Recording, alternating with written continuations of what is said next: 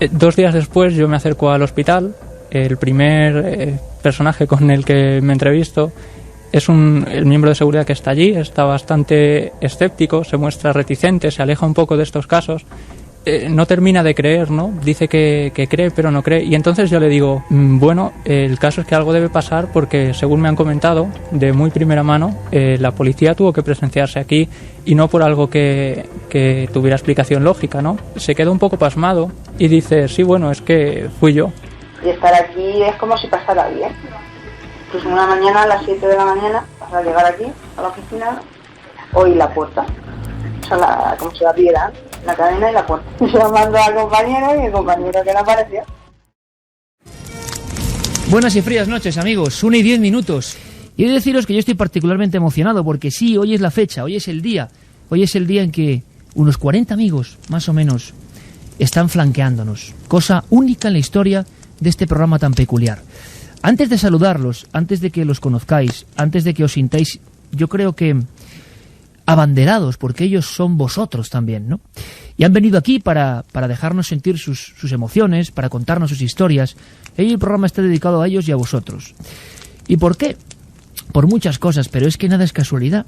Y la noche de ayer, nosotros estábamos rodando una cueva misteriosa con arte rupestre antiquísimo. La Cueva de los Casares, en el corazón de Guadalajara.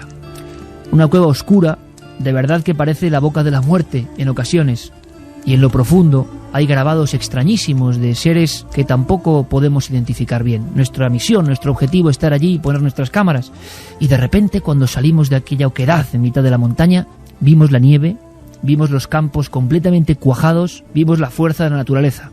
Teníamos que regresar a Madrid. Y entonces la noche de ayer, noche inolvidable, pues tuvimos una tertulia. Coincidía además en un día, una fecha especial, y la imagen que yo tenía era un salón inmenso, que es el Parador de Sigüenza, una de esas cápsulas del tiempo, una chimenea encendida, crepitando como ahora nos pone Geray. Y ese sonido del fuego y los troncos de verdad que hacen que las familias se junten. Y curioso, la noche de ayer hasta muy altas horas de la madrugada, con algunos buenos amigos de este equipo de locos, contando anécdotas, contando vivencias, surgían una detrás de otra y uno, mirando el poder hipnótico del fuego, se daba cuenta de las cantidades de historias que habían pasado por su corta o ya larga vida. Y reflexionaba y decía, ¿por qué no? ¿Por qué no convertir la radio de esta noche en eso, en ese reflejo, en ese espejo? Pongamos la hoguera de las ondas esta noche. Y hagamos que esos amigos que estaban citados desde muchos puntos de España, que han tenido también que sortear dificultades, saltar todo tipo de vallas y problemas para llegar hasta el mítico Estudio 1 de la cadena SER, no nos cuenten también sus historias. Qué sensación más extraña. Y hay que decirlo, yo que soy muy magnético para algunas cosas, yo estoy muy a gusto. No sé tú, Carmen, buenas noches. Buenas madrugadas, Iker. En esta fría noche que además pegaba, el estar así arropaditos, igual que ayer al final acabamos todos al lado de esa hoguera, recogiéndonos unos a otros, casi abrazados, el equipo de Cuarto Milenio que se había desplazado hasta Sigüenza. Pues esta noche la verdad es que nos sentimos también muy arropados, muy queridos, porque se nota el cariño que tienen todos estos amigos que están aquí. Muchas veces nos dan ellos el aplauso a nosotros y esta noche se lo quería dar a ellos. Muchas gracias. Pues claro que sí, muchas Santi, gracias por estar aquí. Pues como veis, una noche distinta, de emociones, y en la que vosotros podéis participar, porque a veces ocurre que cuando un grupo de amigos se junta, alguien que está ahí fuera, que ahora mismo puede estar en mitad de una carretera, y esa gente completamente puede estar, ¿no? Bueno, pues esa gente no puede sentirse fuera de esto, porque ellos están aquí también. Santi, como siempre, gracias, amigo. ¿Para ti qué es esto? Pues es una noche excepcional. Yo creo que tener concentrados aquí a tantos amigos, de los que de alguna forma pues a veces te encuentras con alguien por la calle que te saluda, que te da la enhorabuena por el programa, pero tener aquí todo eso pero concentrado, ese calor en una noche tan fría, 0 grados ahora mismo en la Gran Vía de Madrid, y muchísima buena gente, con lo cual la verdad es que es un privilegio estar compartiendo esta noche aquí. Pues lo es. Vamos a contar muchas cosas porque es nuestra obligación y nos permitís este impasse porque es emocionante. Como siempre, a los mandos, a los sonidos, al hecho sonoro de esta historia de radio, nuestro querido compañero Geray Martínez. Fermín Agustí y Carlos Largo han sentido también muy de cerca el calor de esta gente. Llevamos un rato con ellos y me decían que unos venían de Barcelona, otros de Córdoba, otros de Valladolid, otros de Zaragoza, y de Huesca. Y uno se queda asombrado, ¿no? Se queda asombrado porque, de verdad, cuando yo ideé la historia del sorteo por los 7 grandes libros del misterio, no pensaba bajo ningún concepto. En fin, luego me pasa lo que me pasa, no lo pensé y luego me di cuenta de que, claro, el sorteo podía tocar a gente que venía de fuera y va y coincide la ola de frío. Y en fin, han hecho todo lo posible y tenemos que hacer el mejor programa. Así que, ¿por qué no, alrededor de esa vieja hoguera, contamos historias? Tenemos muchas y diferentes. Ahora bien, hay un jovencísimo amigo, jovencísimo, y lo conocimos más joven aún. No sé por qué me recuerda de alguna forma a ese niño que conocí, que era Luis Álvarez, ¿no? Que es que era un niño cuando lo conocí. Y lo conocimos con 14 años a Luis. Sí, así está el pobre Luis. Entonces, la idea es que, claro, le has visto, ¿no? Cómo ha ido creciendo, ha ido... Y Javi Pérez Campos es un buen amigo, bueno, que a veces venía con su familia a vernos. Yo creo que cada uno de los amigos que está aquí tiene su propia historia con este programa, cada uno la suya. Y como la realidad no es una, sino que la mente la hace, cada uno tiene su propio programa y lo ve y lo siente a su manera. Y Javi es uno de esos oyentes que me gustaba escucharle y tenerle aquí. ¿Por qué? Pues porque él dio un poco el salto a empezar a buscar. Estoy señalando ahora un sitio al lado de Carmen. Javi, compañero, que no sé dónde estás. Por ahí, Javi. Surge de las sombras, de las tinieblas. Javi, bienvenido. Sí, siéntate ahí. Mítico micrófono amarillo. Te lo acercas tranquilamente. Te pones los cascos. Y ante todo, buenas noches. Carmen, Santi. Bienvenido, Javi. Bienvenido a esta mesa, compañero. Encantado de estar aquí porque, bueno, para mí es una sorpresa poder estar al lado de Carmen, de Iker, tener enfrente a Santi y poder compartir esta mesa con gente a la que llevas admirando, leyendo, escuchando durante tanto tiempo, siguiendo un poco, ¿no?, sus pasos, intentando imitarles de la mejor forma posible, y estar aquí es un privilegio para mí. Pues el privilegio es nuestro, Javi. ¿Y sabes por qué? Porque hay mucha gente, no solo él, porque yo creo que aquí van a venir oyentes representativos y luego les vamos a escuchar, les vamos a escuchar con sus cosas, sus preguntas. ¿Por qué? Pues porque hay muchos oyentes que decidieron, ¿no?, buscar o quizá plantearse cosas que nunca antes habían surgido por su mente, y de escuchar la radio, de leer algunos libros, a, oye, ¿por qué no en mi región, en mi zona, saber qué ha pasado? Y ese es el ejemplo un poco de Javi, ¿no? Y Javi ya ha escrito cosas, ya ha empezado a hacer sus pinitos, hace periodismo. Es decir, él ya va enfocado y luego Dios dirá, el cosmos, el universo, lo que sea, dirá hacia dónde va. Pero desde luego ya ha estado incluso ante más de 1.500 personas hablando, que es un trago, pero no habías estado en este estudio con esta penumbra, que es muy especial, pero muy acogedora, muy acogedora. Aquí estamos en familia. Javi, vamos al meollo. Me hablabas de un caso. Fíjate, hace poco, Carmen, yo pensaba hacer una sección nueva, tipo de las sombras, como el cuaderno negro o algo así, no sabía cómo llamarlo, no lo tengo muy claro, pero de lugares que a mí me han impresionado. ¿Por qué? Bueno, pues muy sencillo, porque hay sitios, hablamos de la mente, que tu mente te interpreta de una forma, que igual no son exactamente así, o para el otro visitante no son exactamente así, pero para ti sí. Y yo sé que hay un sitio que era la Atalaya, que Alberto Granados y a mí nos impresionó muchísimo. Es uno de esos viejos hospitales psiquiátricos a la vera misma de Ciudad Real. Uno entraba por sus pasillos, estaban todavía, lo hemos contado en alguna ocasión, los colchones de aislamiento de algunas celdas, y había algunas pintadas, ¿no? Yo me acuerdo que había una que era algo así como aquí se muere uno, luego un niño, el dibujo solo de un niño con sangre, y era un lugar que me impresionó. Digo, a ver si un día podemos contar estos sitios. Bueno, pues no es el único. Javi investigó mucho en este lugar, en este hospital psiquiátrico, pero es que hay más. Hay otro sitio, hay otro lugar y hay testimonios. ¿Cómo empieza esta historia, Javi?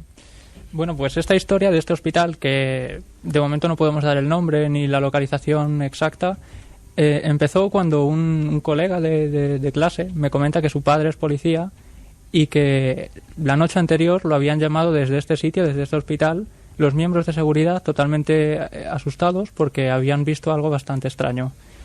2 días después yo me acerco al hospital. El primer personaje con el que me entrevisto es el miembro de seguridad que está allí. Está bastante escéptico, se muestra reticente, se aleja un poco de estos casos. No termina de creer, ¿no? Dice que cree, pero no cree. Y entonces yo le digo, bueno, el caso es que algo debe pasar porque, según me han comentado, de muy primera mano, la policía tuvo que presenciarse aquí y no por algo que tuviera explicación lógica, ¿no? Se queda un poco pasmado y dice, sí, bueno, es que fui yo. ¿Fue él directamente? ¿Y qué ocurrió? Bueno, la policía, según me comentó él, escucharon pasos por el segundo piso. Al hacer su trabajo, ¿no?, y buscar, allí no había nadie, entonces llamaron a la policía pensando que se había colado alguien. Llegaron allí, no encontraron a nadie después de escuchar esos pasos por el segundo piso y sobre todo llama la atención el testimonio que él me comenta de uno de los policías que asegura ver la figura de un hombre que está fumando y que de pronto desaparece y nadie lo vuelve a ver. ¿Eso la policía directamente interroga o son ellos protagonistas directamente también? Sí, es uno de los policías. Uno de los policías confirma esto. Sí. En un hospital que está en activo. Sí, no, ahora mismo no. No. Este hospital está desalojado, pero desde hace muy poco tiempo. De hecho, los miembros de seguridad tienen que estar allí para cuidar que nadie entre, que nadie se lleve. Y es alucinante, Iker, porque los quirófanos siguen tal cual, pasamos a los mortuorios, siguen tal cual, la sala de autopsias, hay batas por los pasillos, hay camillas acolchadas con sábanas. Es decir, el equipamiento está casi tal cual. O sea que tenemos ante todo una imagen que no es la que yo contaba de la Atalaya, por ejemplo, ese lugar concreto aislado con un tiempo ya de abandono, el típico campo de fútbol con la hierba muy crecida porque nadie ha vuelto a jugar en él, sitios que mantienen por dentro, digámoslo así, estructura, cimientos e incluso objetos, y que hasta hace no mucho tiempo estaban operativos. Bien, pasos, por eso les extraña, y tú empiezas a hablar, si no tengo entendido, con las personas que están allí noche a noche. Sí, justo esa noche este miembro de seguridad, que no quería hablar demasiado, me comenta que hay otros que sí estarían más dispuestos a hablar, y además los llama esa misma noche y da la casualidad de que no están de servicio, pero están por allí muy cerca y se acercan al hospital a hablar con nosotros. Y las historias que ellos nos cuentan, además desde el lugar de los hechos, después de haber visitado todo aquello de noche a esas horas, realmente daba escalofríos a quienes estábamos allí, ¿no? Entrevistas a una mujer, porque incluso yo creo que eso es una afirmación importante dentro del periodismo de estos temas, que dentro de lo que el reportero puede, debe conseguir voces, documentos. Es decir, a veces nos ponen muchos problemas de todo tipo para decir ciertas identidades, ciertas localizaciones, pero el reportero debe conseguir esas voces para que la gente pueda escuchar. Y tienes voces de algunos testigos. Sí, tengo concretamente la voz de esta mujer que, por cierto, es un encanto, estuvo dispuesta a hablar en todo momento y bueno... miembro de seguridad, sí, que tiene que hacer la ronda allí. Sí, tiene que pasar. Además, antes había 2 compañeros de seguridad por si pasaba algo, pero ahora hay uno solo para pasar la noche. Tienen que estar allí toda la noche y además tenemos que tener en cuenta que son gente que lleva trabajando mucho tiempo en estos sitios, que no se asustan con facilidad y que no es 1, ni 2, ni 3, sino todo un equipo de miembros de seguridad.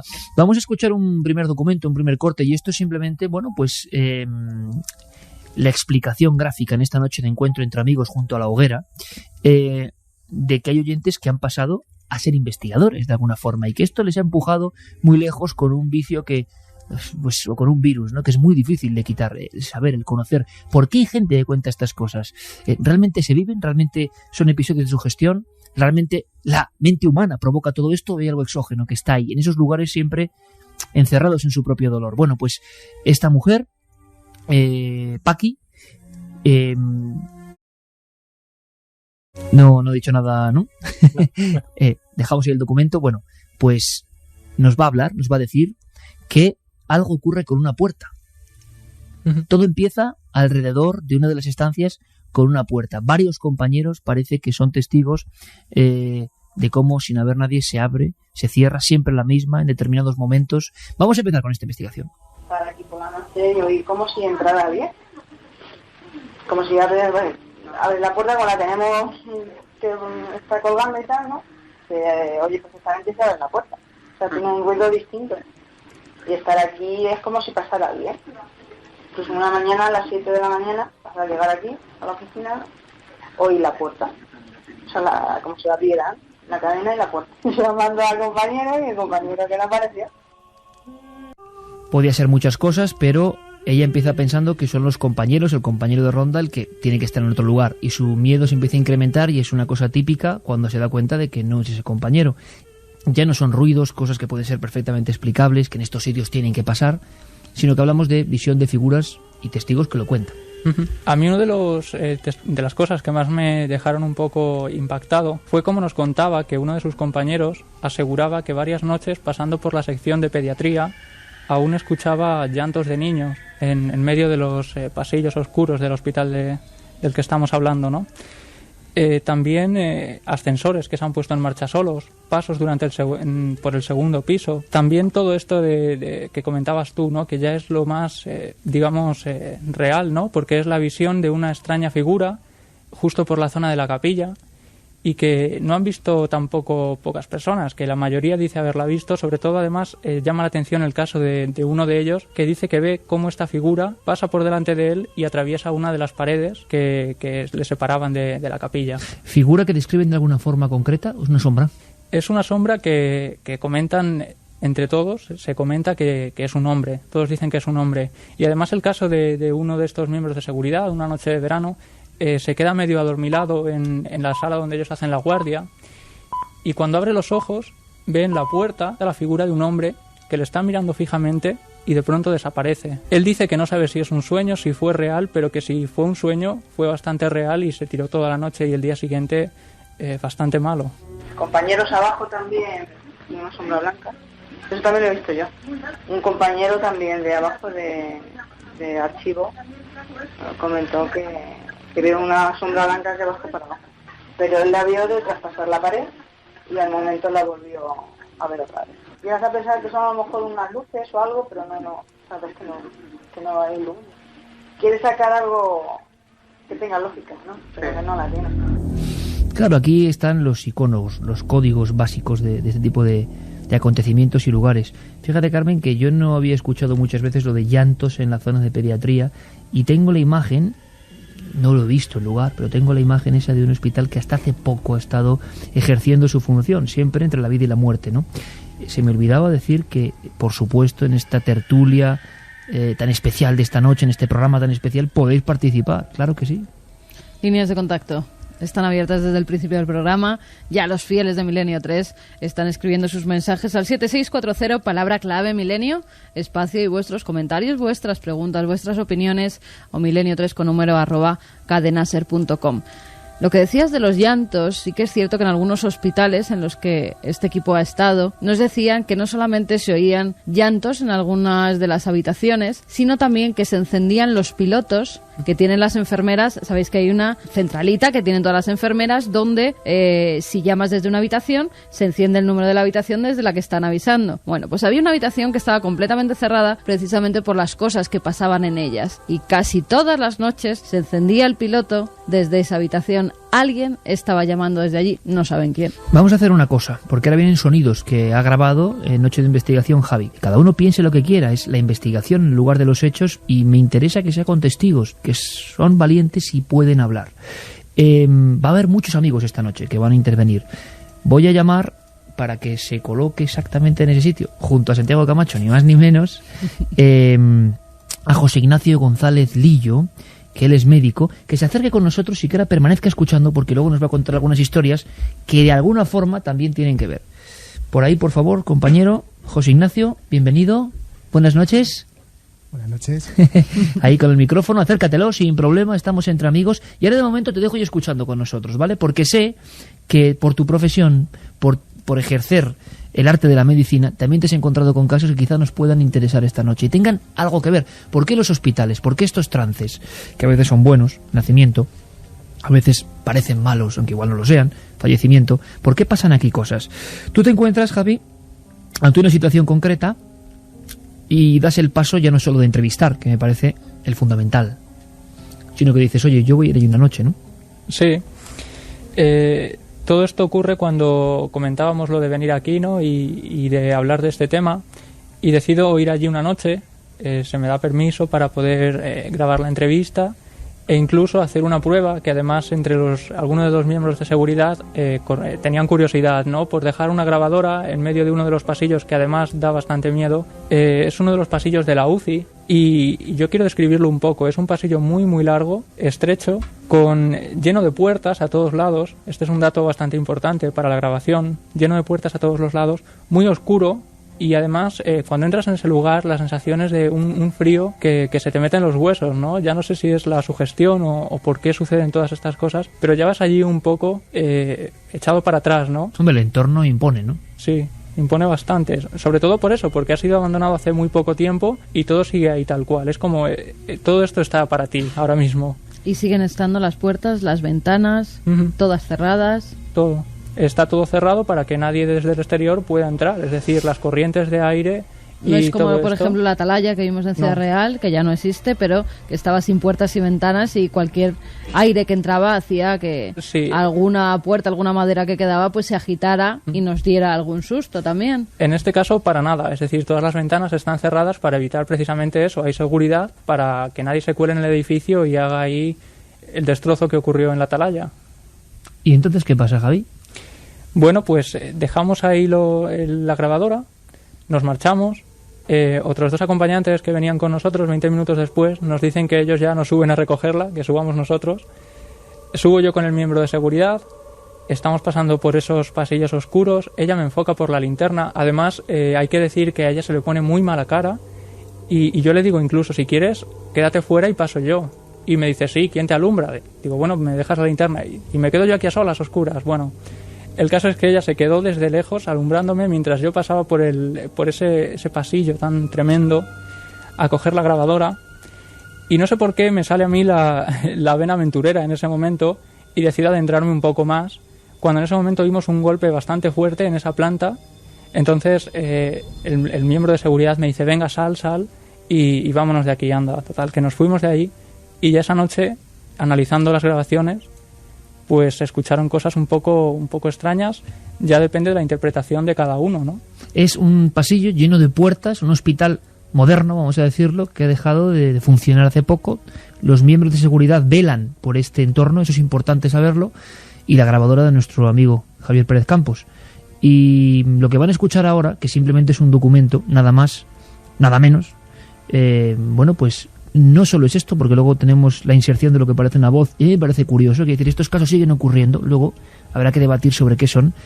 Es como una serie de golpes. Está repetido en 2 ocasiones, porque son como 2 golpes muy fuertes y parecen puertas que se abren y se cierran. Sí, pero es decir, los 2 golpes son golpes totalmente diferentes. Aparecen en el minuto 5 de la grabación y en el minuto 9. Es decir, aparecen separados, pero los hemos juntado para ahorrarnos todo ese tiempo de silencio. Solamente esos golpes muy fuertes, como vamos a escuchar, o muy evidentes. ¿Vosotros comprobasteis que se había abierto alguna puerta, que había alguna de estas...? Ya tanto no nos atrevimos a entrar. Es decir, ella me alumbraba desde lejos y solo quería que cogiera la grabadora y me fuera de allí. ¿Ellos habían oído cosas parecidas? Sí, están escuchándolos, vamos, todas las noches que se quedan allí, incluso de día, los pasos, el corretear, las puertas, los golpes. Claro, ellos dicen que es un edificio que también en algunas zonas está viniendo abajo, ¿no? Pero claro, hay algunos golpes que suenan demasiado... Son bastante extraños, ¿no? Vamos a ver, por lo tanto, aquí siempre está la posible dualidad, ¿no? Puede ser un fenómeno natural, pero que impresiona al investigador por el entorno donde está obtenido. Puede ser algo extraño, ustedes deben juzgar. Vamos a escuchar esa grabación en este último caso de hospital con misterio en España, investigado por nuestro amigo Javier Pérez Campos.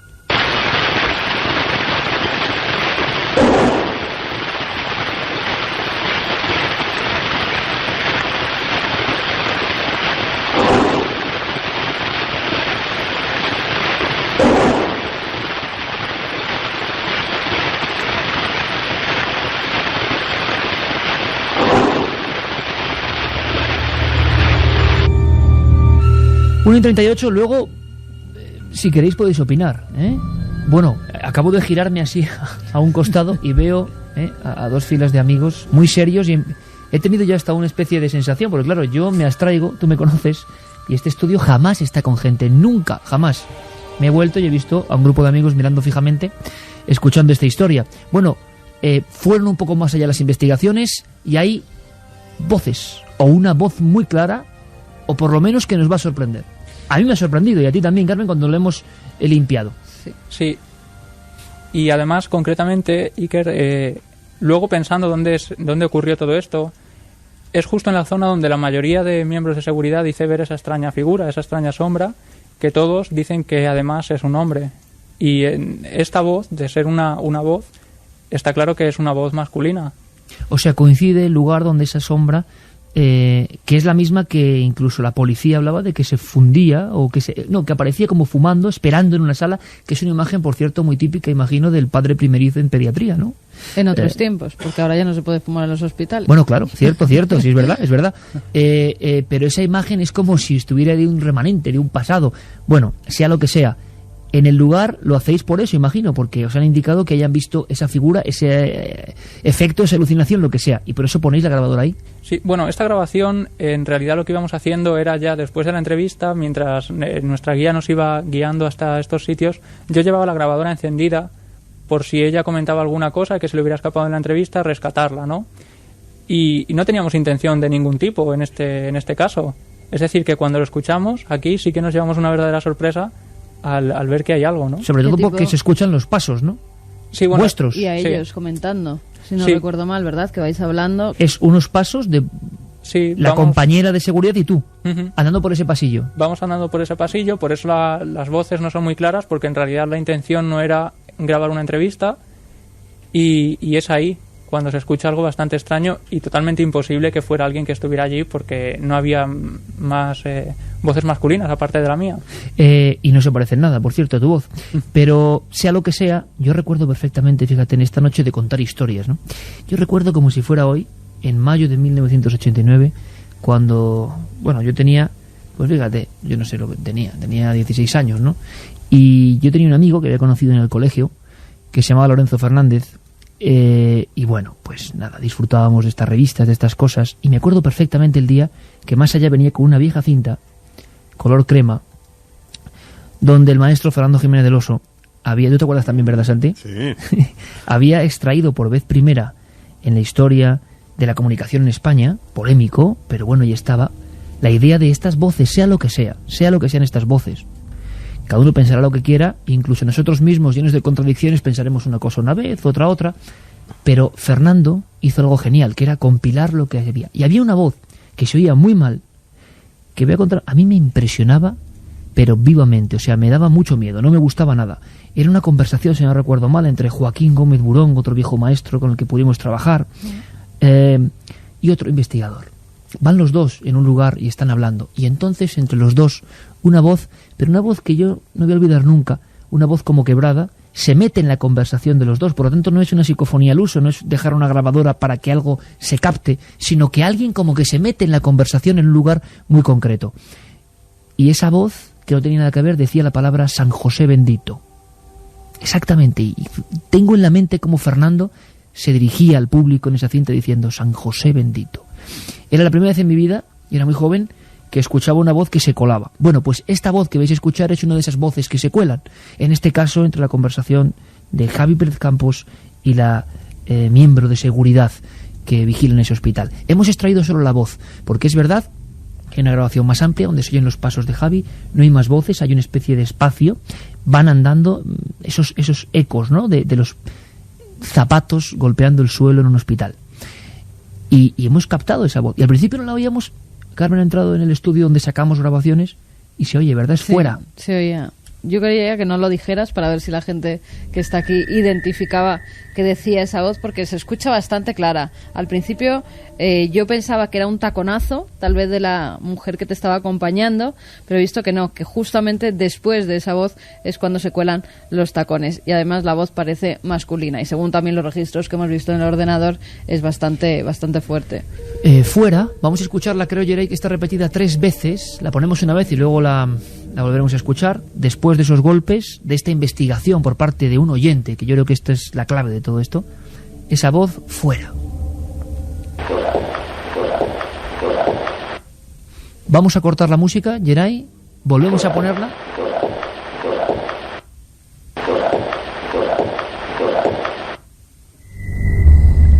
¿Oís fuera? Claro, por cascos oye fenomenal. Yo no sé si fuera se escucha bien. ¿No se escucha bien? No. Sí, no. Hay diversidad de opiniones. A ver, que me quito los cascos. Claro, vamos a hacer esa prueba porque es verdad. ¿La has escuchado bien? Sí. Claro. Es una cosa también muy curiosa que igual Jerry nos podía descifrar, pero por cascos, por línea interna, la claridad del sonido es alucinante. Y muchas veces, incluso grabaciones nuestras, las oyes en la radio en cascos. Tú igual has oído la grabación mejor que nunca. Sí, ¿ves? Esta noche mejor que nunca. Claro. Y es una pena que no tengamos 40 cascos para que todo el mundo pueda escuchar. Ahora vamos a hacer la prueba, Jerry, me la repites, y yo me voy a quitar los cascos y el equipo también para ver qué diferencia hay.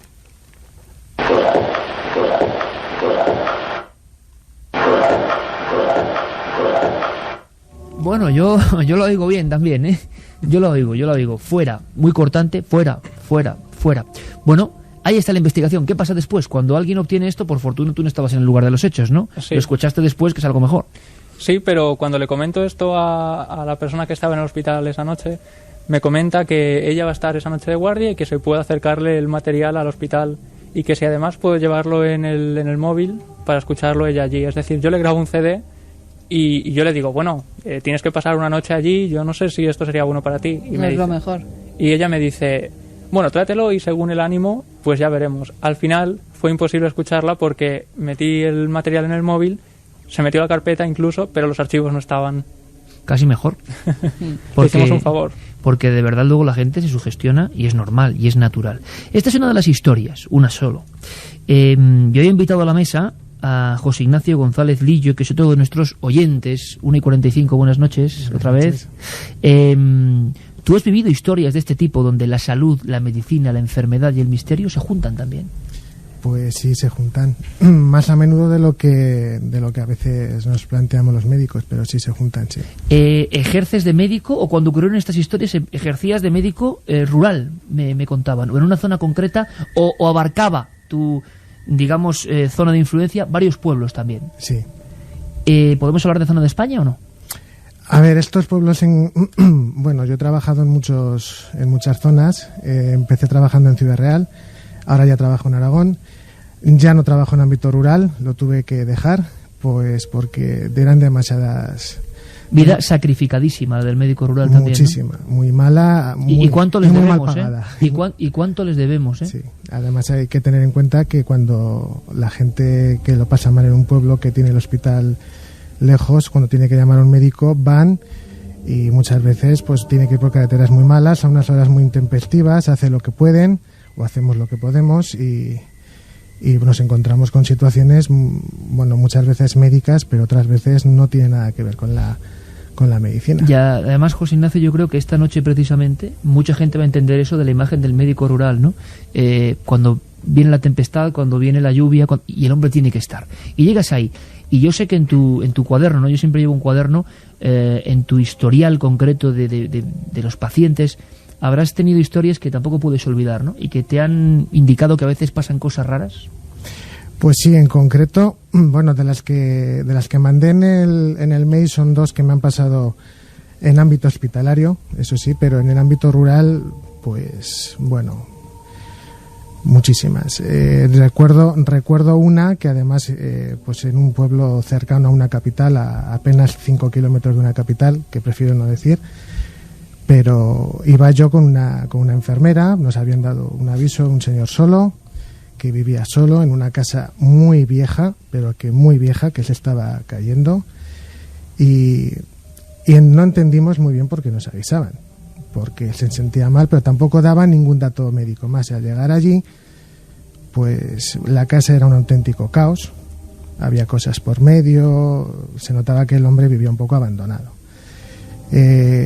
Pero bueno, eso tampoco nos extraña demasiado. En el ámbito rural nos encontramos muchas cosas de estas. Pero había algo en el ambiente que era muy espeso, muy irrespirable. Ni la enfermera ni yo nos sentimos a gusto. Nos sentimos muy mal. Y ninguno de los dos sabíamos por qué. Pero lo cierto era que teníamos unas ganas terribles de salir de ahí.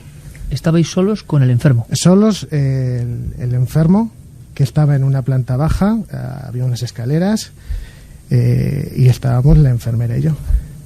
Y al llegar allí, pues bueno, pues nos encontramos con la casa, el ambiente irrespirable, se puede explicar pues porque era una habitación cerrada, en fin, muchas cosas, ¿no?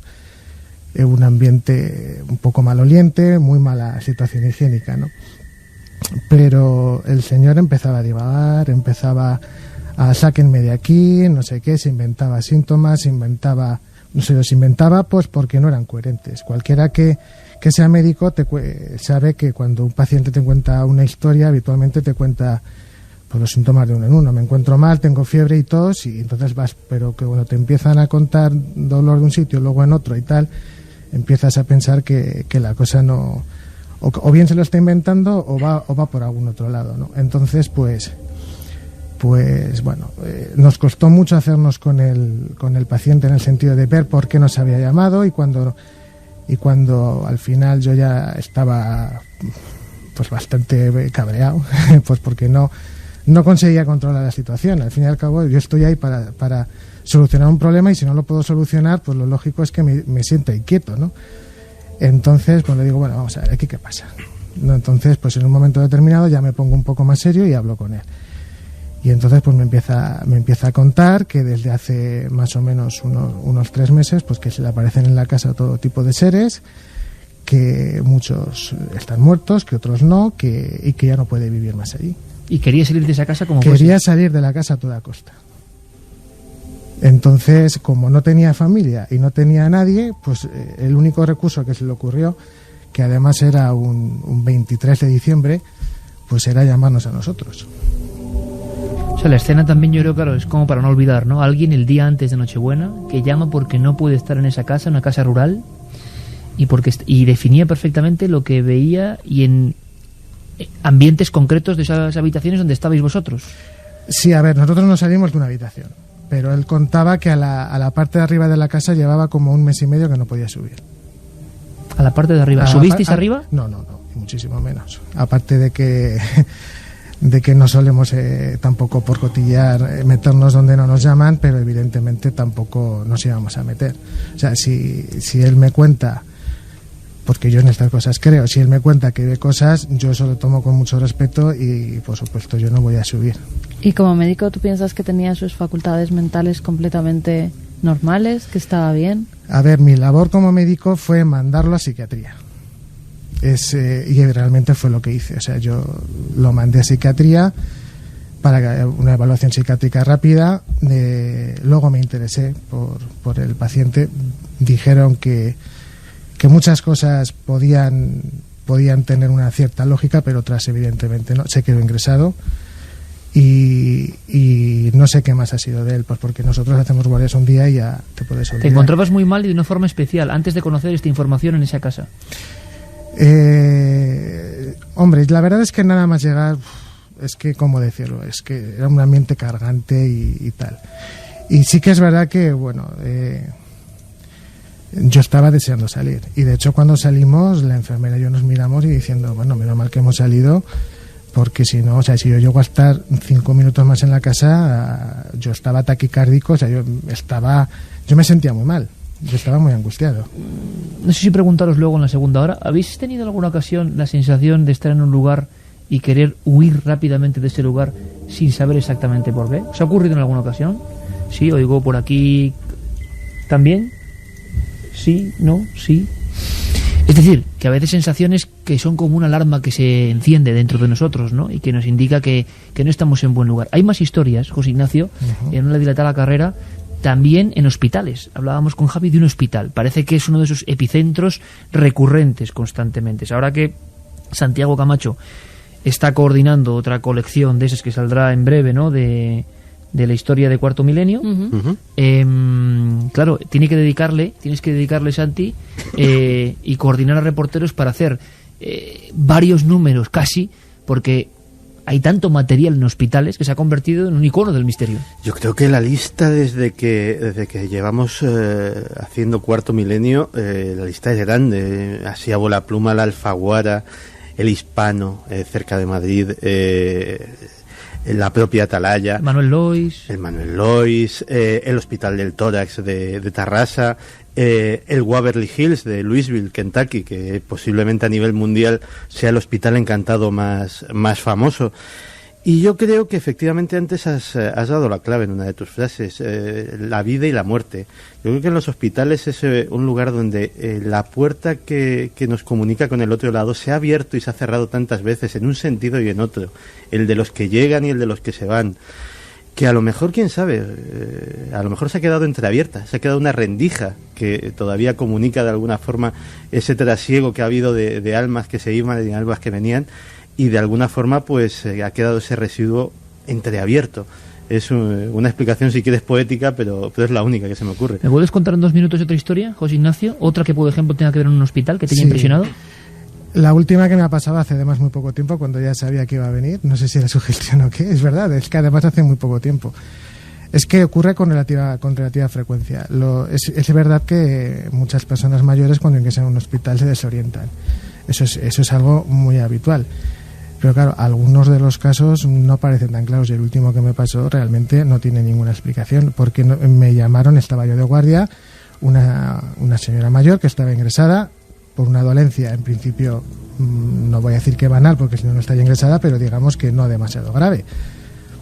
Y bueno, pues me llaman, oye, mira a ver que tiene alucinaciones. Bueno, pues como una de tantas. Bueno, pues vas allí a ver si está agitada, a ver si está gritando, chillando, que suele ser lo habitual. Y no, está calmada, tranquila, pero aterrada. Y le dices, hola, buenas, ¿qué tal? ¿Qué le ocurre? Y dice, pues nada, que aquí estoy. ¿Y tú eres el médico? Sí, pues yo soy el médico. O sea, parecía centrada, ¿no? Y entonces le empiezo a preguntar. Dice, bueno, ¿me puede decir qué fecha soy? Y dice, sí, pues es tal año, la fecha que era. ¿Y usted cómo se llama? Pues tal. ¿Y qué años tiene? Pues 88. ¿Y de dónde es usted? Pues de aquí. O sea, perfectamente. O sea, tenía las facultades íntegras, ¿no? Y me dice, bueno, ¿y qué le ocurre? Y entonces me dice, pues nada, pues que lleva toda la tarde que me está visitando a mi hermana. Y digo, bueno, ¿y qué hay de raro en eso? Y dice, hombre, pues que murió hace 20 años. Y entonces ya me echo para atrás. Y le digo, bueno, ¿y habla con ella o le pasa algo más? Y dice, no, además es que ha estado aquí hasta hace un momento, hasta que ha entrado usted. Y ahora mismo no está.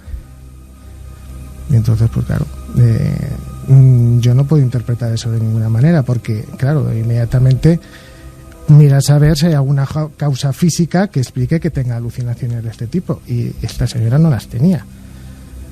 Me refiero, le llegaba, por lo menos las pruebas que le hice en el momento, pues le llegaba sangre al cerebro, no tenía ningún medicamento que le hiciera tener las facultades perturbadas. Identificaba a su hermana, clarísimo. Sí, su hermana muerta, en la cabecera de la cama. Y claro, la sorpresa vino más tarde, cuando yo me fui de guardia, y al día siguiente me entero pues que esta señora había fallecido. Bueno, José Ignacio acaba de hacer algo que es dejarnos planchados a todos, ¿no? En este instante, con esta... Bueno, en fin, yo no conocía personalmente la historia, había hablado con Carlos y con Fermín. Yo me imaginaba el final de la señora porque alguien que ha estado... Es como para hablarlo después a la vuelta, sí, y con todos los amigos. Sí. Tanta gente, porque sé que vas a ir por ahí, porque muchísima, pasa que sí, se despide. No que se despide, y es algo que me pone la carne de gallina, y tenemos buenos amigos como Jorge Cuadros, gente que sabe de ciencia, sabe de medicina. Es un placer hablar y hacerlo además con esa naturalidad, porque este programa es así y esto te ha pasado, luego cada uno que opine, pero a mí me has dejado, es decir, cuántas veces, cuántas historias de alguien empieza a ver que alguien viene a verle y es el que se va después. ¿Cuántas veces? Muchísimas, con moribundos, muchísimas veces. Además, yo creo que José Ignacio nos lo podrá aclarar si en otras ocasiones los enfermos que ya están en ese borde entre la vida y la muerte incluso empiezan a llamar a su madre, a su padre, fallecidos hace muchos años, porque parece que lo están viendo, y mucha gente que ha estado al lado de moribundos pues lo puede comprobar, como parece que incluso están manteniendo una conversación y están felices de que algún familiar, alguien cercano ya fallecido, pues parece que viene a por ellos. Pero vamos a hacerlo al inicio de la segunda hora, y además vamos a abrir la participación y la opinión. Quizá haya más casos. Este me ha dejado la determinación de alguna gente, ¿no? Yo recuerdo siempre, y lo he recordado en alguna ocasión aquí, esta noche es la ideal, ¿no? Pero yo recuerdo un caso en Valencia de un niño que le dice a los médicos, y yo hablo, me llega la información de algunos médicos de que el niño tampoco estaba tan grave y estaba convencido de que se iba a morir. Y le preguntaban por qué. Luego murió al día siguiente. Y el niño repetía que un angelito le había ido a ver sonriente a los pies de la cama, ¿no? Y aquello había dejado tan impresionado al médico que no olvidó de por vida, ¿no? Nosotros tampoco vamos a olvidar esta noche, que continúa aquí en Milenio 3. José Ignacio, que sigue con nosotros y que se lo agradezco, tú has llegado a la deducción de que estamos hablando de un lugar que os une de alguna forma al investigador, al joven investigador Javi Pérez Campos, y a ti. Tú has vivido experiencias en ese lugar que ahora ya está abandonado. ¿Alguna experiencia digna de reseñar? Pues sí, es que además cuando lo estaba contando le estaba diciendo a mi novia, es que está hablando del hospital donde yo hice el MIR. Es que se lo he dicho. Y digo, pero es que está describiendo la capilla, que está nada más entrar a la izquierda, de los sótanos, de la planta de cirugía y la historia que ha contado de las luces de aviso del control de enfermería. Eso ha ocurrido en la planta quinta.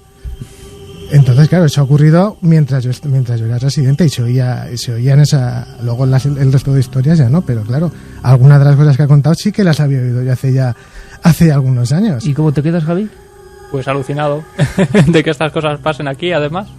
Una sincronicidad. Sí. Tenía que pasar hoy. O sea, que hay algo que une al hospital, digámoslo así, grande, donde acude gente de cualquier lugar de ese entorno, y esa otra historia desgarradora que nos has contado del hombre que quiere huir de su propia casa en un ámbito rural y en la soledad, ¿no? Decíamos esa fina línea, ¿no?, entre la locura a veces, que nadie sabe en el fondo lo que es, las alucinaciones, las visiones, y os encontráis con todo eso, da la impresión de que hay algo ahí de fondo. Y yo le dejaba a Carmen con la pregunta en el aire sobre tantos casos que hemos conocido, tantos casos de los que no podemos dudar, porque a veces ha ocurrido con personas de nuestro entorno, afectivas, unidas a nosotros, familias, gente que en un estado, digamos, de despedida, vamos a llamarlo así, con las que quizá nos encontremos en un tiempo no muy lejano, ven cosas. La ciencia más ortodoxa puede decir que pierden la conciencia, que están en un limbo extraño, pero caramba, parece que ven algunas cosas. Santi, ¿qué queréis decirme? No, que cuidado con lo de la ciencia, porque efectivamente, la más ortodoxa efectivamente no puede compartir ese punto de vista, pero hay científicos, y lo sabemos, que están precisamente estudiando eso.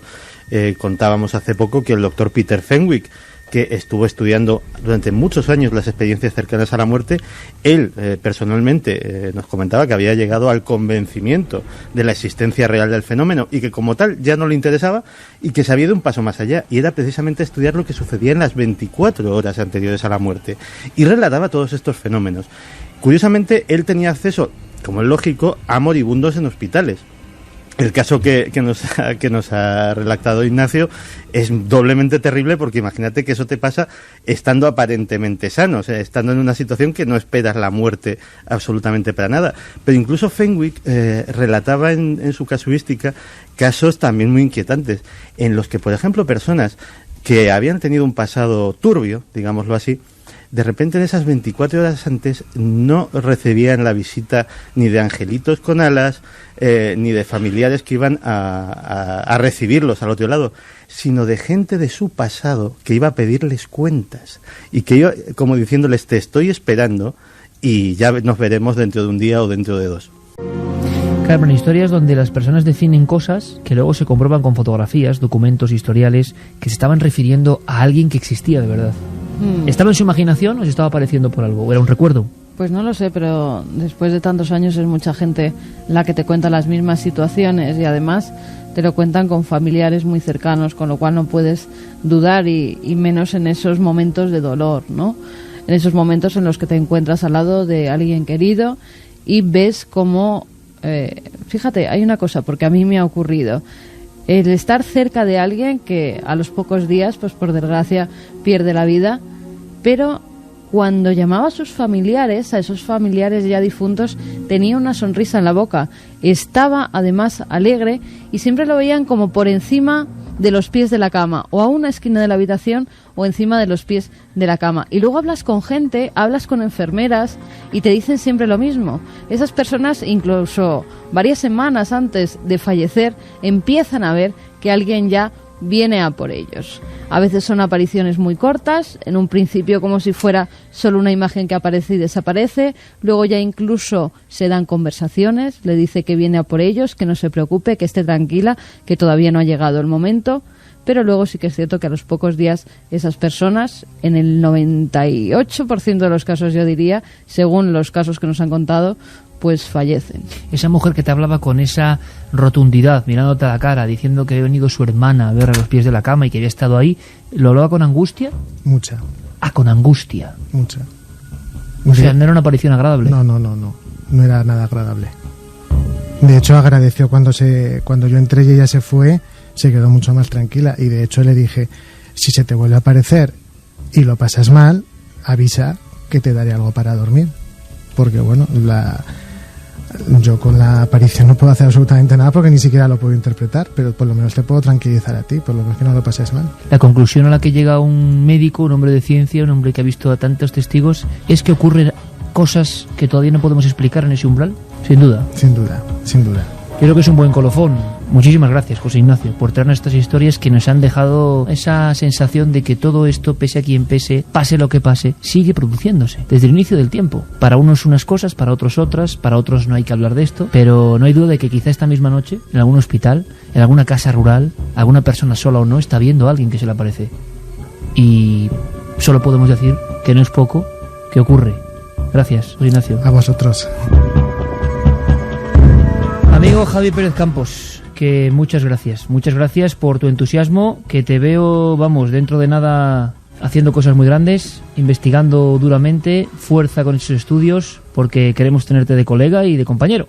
Muchas gracias a vosotros y ojalá así sea. Claro Gracias, que sí, de verdad. Javi, mucha fuerza. Los sueños se cumplen, Javi. Seguro. Gracias. Un abrazo grande, Javi. Gracias. Yo no sé qué pensará la gente, los amigos que tenemos ahí. Está Fermín Agustí, nuestro compañero Fermín. Buenas noches. No, dime algo. Está como un cantante, A con ver, el micro ¿se ahí en escucha la bien, mano. Geray? ¿Se escucha bien? Vamos a ver. Fermín. Buenas noches. Buenas noches. Está como una presencia, ¿no? Ha salido de la oscuridad del estudio. Con lo formal y lo tímido que es Fermín, le estamos poniendo en un brete ahora Sí. en mitad del estudio con 40 personas y él con el micro. Pero gracias, compañero, como siempre. Nuestra más joven y reciente incorporación, junto a Carlos Largo, Fermín Agustí, que no sé si alguno de vosotros... Me gustaría una opinión directa, libre, sencilla, entre amigos. Yo sé que hay una chica junto a Jorge Cuadros. Sí. Jorge Cuadros, querido amigo, y ha traído a su hija, que le gusta nuestro programa. ¿El nombre era? Muriel. Hola, ¿cómo estás? Muy bien, la verdad es que estoy con la carne de gallina. Porque las historias que ha contado, por ejemplo... Bueno, que han contado todos, ¿no? Pero el doctor José Ignacio nos ha dejado un poco como... Caramba, qué aldabonazo, ¿no? ¿Qué opinas tú, por ejemplo? Y lo cojo así a bote pronto de estas historias. ¿Crees que todavía queda mucho por investigar? ¿Dan un miedo especial o puede ser una esperanza de que hay cosas más allá? La verdad es que antes de escucharos y de ser fan del programa era muy escéptica sobre estas cosas. Lo que pasa es que lo ves, que lo cuentan como este chico con un realismo y con una claridad que dices, es que algo hay, ¿no? Y algo pasa.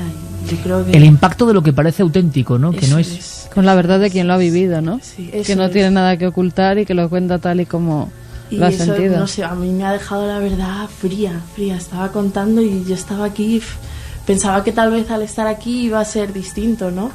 De otra manera, y que va, estoy ahora mismo...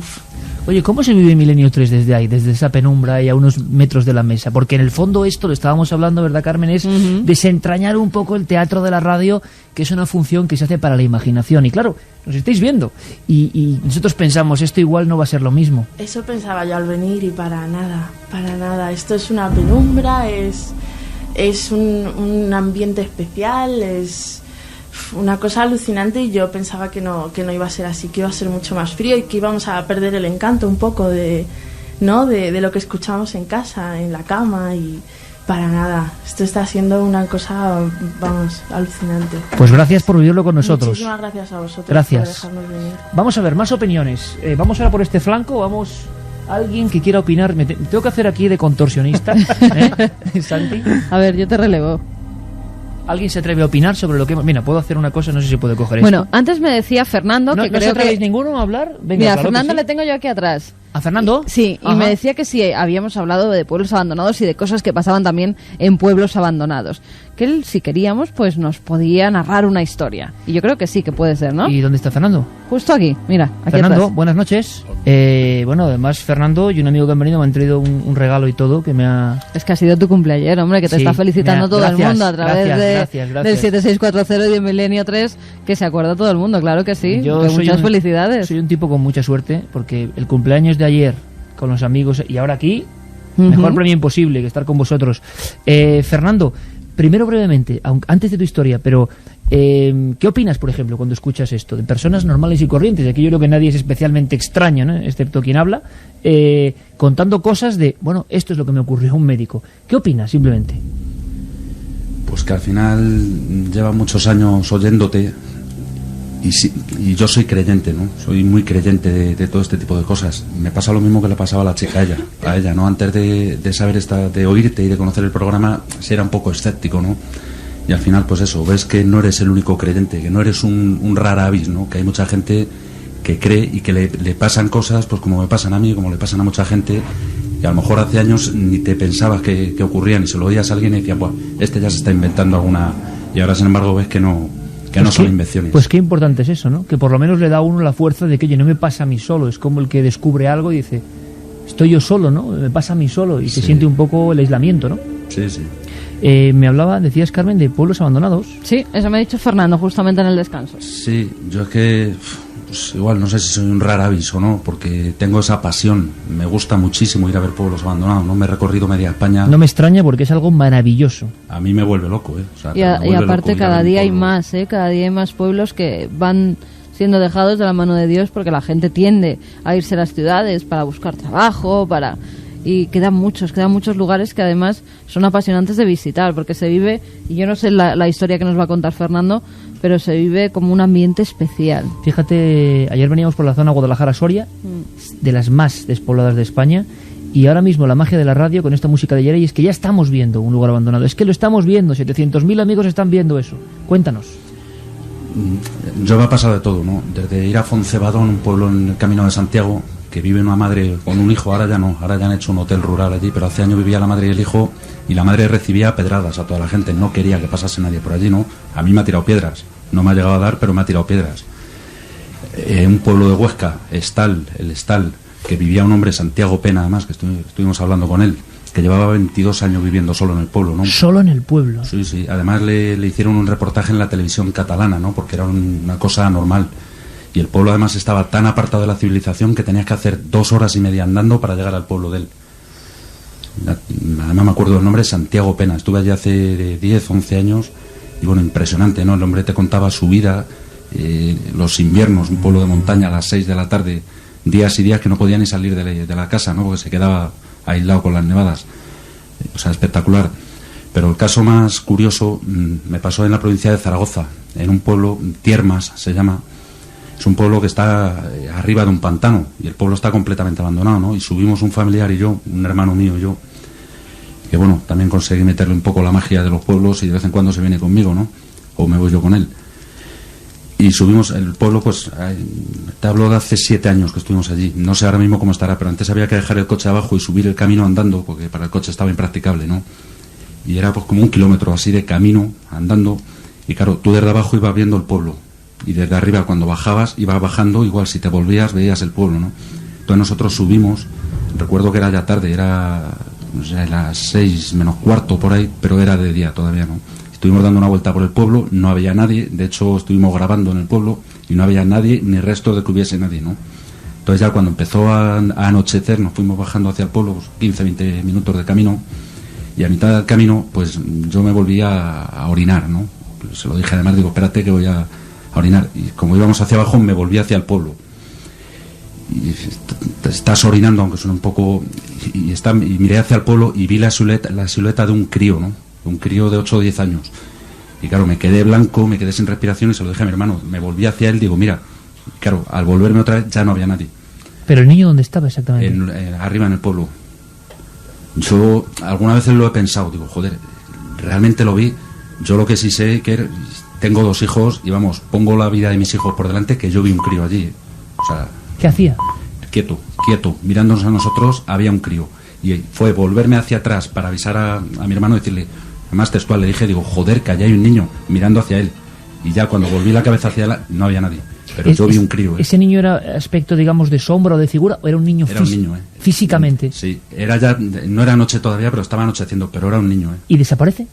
Yo, lo que es el 3 segundos de volverte hacia él para decirle, ya te digo textualmente, digo, joder, que allá hay un niño. Y volver a girar la cabeza y ya no estaba. Pero yo te digo que vi un niño, vamos, eso... Como ¿y allí no vive nadie hace mucho tiempo? Cuando fuimos no había nadie. El pueblo llevaba ya, según nos dijeron luego, estuvimos hablando con una pareja de la Guardia Civil y nos dijo que llevaba ya 6-7 años abandonado. Es que además lo increíble es que yo he escuchado alguna historia de esa zona que conozco por otros motivos. Ahí había un maestro, pintor, uno de los maestros del románico, maestro de Orós, más inquietantes por su tipo de pintura. El románico en sí es una pintura muy inquietante, son estas figuras tan hieráticas, tan extrañas, propias de Aragón, Cataluña, Palencia, toda España, ¿no? pero hay un tipo de murales que son inquietantes, esos pantocrátor, esos dioses padre con los ojos a veces en blanco, una sonrisa inquietante. Muchos de esos pueblos que tú habrás visto se han derruido iglesias, se han derruido casas y aparecen pinturas muchas veces ya sin catalogar. Hubo una historia curiosísima por esa zona, además, con sectas en la antigüedad. Un niño de 8 años. Qué historia. Gracias, Fernando. Nada. Gracias por contarlo. Gracias por contarlo. Y luego pasa que, claro, esto supera cualquier ficción, ¿no? Y es la fuerza de una historia contada como debe ser. O sea, así ocurrió. Yo lo decía, ¿no? Lo cuento, el padre, por mis hijos yo era un niño mirando por qué ahí, qué pasaba, por qué. Vamos a seguir con muchas más historias porque desde luego nos tienen un poco en vilo. Pero antes de que Fermín conecte con otro amigo, sí me gustaría saludar a alguien a las 2:32, que no sé si... Hombre, imagino que en Gibraltar el temporal no será tan fuerte como en el resto de España, pero en Gibraltar hay una voz amiga, una voz perdida ahí en la noche, que de alguna forma quería estar también con todos los amigos, porque se le echa de menos. Juan G. Vallejo, buenas noches. Buenas noches, Iker, ¿cómo estás? ¿Cómo estás tú, compañero? Pues muy bien, aquí acompañado por Rubén García de la cadena SER de aquí del campo de Gibraltar. Y bueno, pues estoy justo enfrente de lo que es el Palacio del Gobernador. Llevo aquí ya pues con hoy 5 días y la verdad que descubriendo una historia maravillosa que bueno, la verdad que me tiene encantado. Llevo varios días aquí de investigación y bueno, investigando un tema que es la Dama de Gris, que es una historia que yo no había oído hablar en mi vida hasta que el compañero de la cadena SER, Rubén García, nos hizo un pequeño reportaje para Milenio 3. Vine aquí con ganas de saber mucho más de esta historia y me he encontrado con un Gibraltar completamente desconocido. No solamente el tema de la Dama de Gris en el Palacio del Gobernador, que es, digamos, uno de los edificios principales de Gibraltar, sino además, bueno, pues toda una historia de túneles y hechos en relación a la Segunda Guerra Mundial que me han dejado muy sorprendido.